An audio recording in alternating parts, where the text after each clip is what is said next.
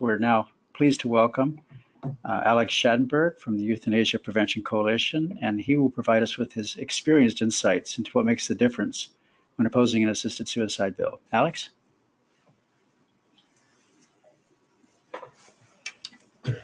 So I'm in the position of going third, which means some of what I'm going to say seems like a repeat, but I have lots of information to share with you. And so my thing isn't moving it. My screen is not changing it.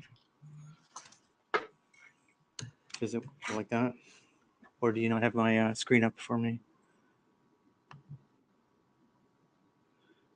Sorry about that. Oh, there was a question here saying that are we going to be sharing the PowerPoints? Are we sharing information? The answer is yes, we will be sharing information with others.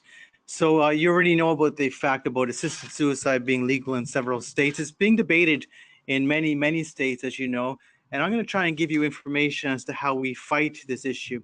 As you know, the media is telling us that this is inevitable. We're hearing over and over again, especially when California passed the Assisted Suicide Act, the feeling amongst much of the media that the message they were giving us was, now that it's passed in California, it's inevitable. Obviously, there are some states where we're very, very, very concerned this year. And I'll just say it right now, we're very, very concerned about Hawaii. We're very concerned about New Jersey. There's several other states, New York. And there might be others. I don't want to be eliminating a state that we're very concerned about. Nonetheless, this is not an inevitable situation. It's far from that. And some people are arguing, well, you know, because the assisted suicide lobby is certainly this year and in the last year focusing on what you would call more liberal-leaning states. And a lot of people are suggesting, well, it's going to fall in all those states first. And you hear this sort of discussion amongst people as if it's inevitable. And I'm arguing it's not inevitable. In fact, there's several states where it's they have quite a liberal lean to them, and yet they haven't passed these bills whatsoever. Prime example was mentioned is Connecticut. Last year, it seemed it was inevitable in Hawaii. It was defeated in Hawaii, and on we go. The fact of it is that how we fight the issue is quite important, and these bills are not inevitable. We should never be feeling that way. 2017 was an incredible success. There was 43 assisted suicide bills that were debated in 26 states. And the fact is they were all defeated, every single one of them. Some of them, of course, never went to debate because they were not accepted or they died early in committee, etc. But quite a few of them did go into committee, were debated, were defeated.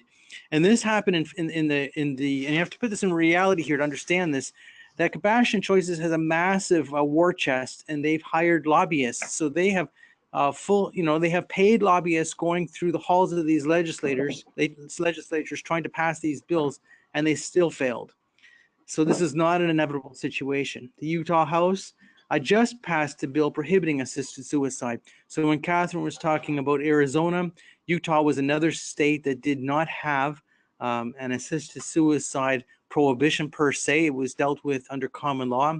It was recognized as a crime, but it was not seen as a crime that was officially listed, as I say, under your laws.